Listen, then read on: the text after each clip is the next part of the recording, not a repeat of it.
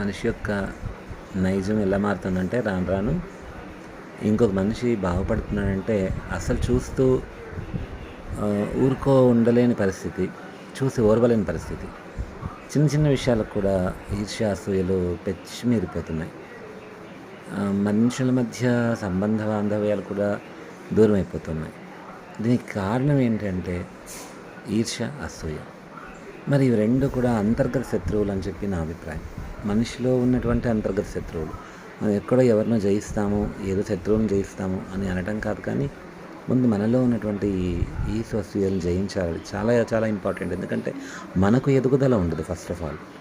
ఇప్పుడు వేరే వాడు బాగుపడుతున్నాడంటే అది వాడు ఎంత కష్టపడ్డాడు, ఒక స్థాయి నుంచి మరో స్థాయికి వెళ్ళడానికి చాలా కష్టపడ్డాడు. మరి అది ఆలోచించాలి కదా.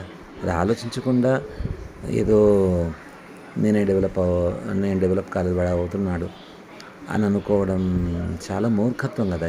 ఇది మరి ఎందుకు ఇలాంటి ఒక పోకడ ఉన్నదో అర్థం కావడం లేదు. ఇది నాకు నిజంగా అంటే అర్థం కాదు. ఎందుకంటే ఎంతమందిని చూశాను నేను, బాగుపడితే ఓర్వలేరబ్బా నిజంగా. It's two two two two worst.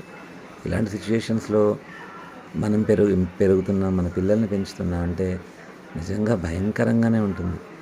ఇది ఒక మంచి కుటుంబం ఉంటే మంచి సమాజాన్ని తయారు చేయొచ్చు అన్నారు, కానీ అసలు కుదరడం లేదు.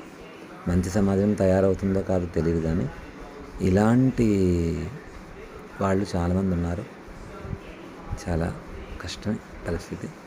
మరి చూడాలి ఎలాంటి సిచ్యువేషన్ వస్తుంది ఏంటి కథ అనేసి. ఎనీవే, ప్లీజ్ ఈర్ష్య అసూయరొద్దు. If you want to earn something you earn, if you want to win something you win.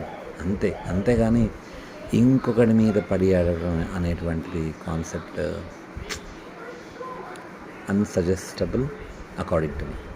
ఒక్కసారి ఆలోచించండి.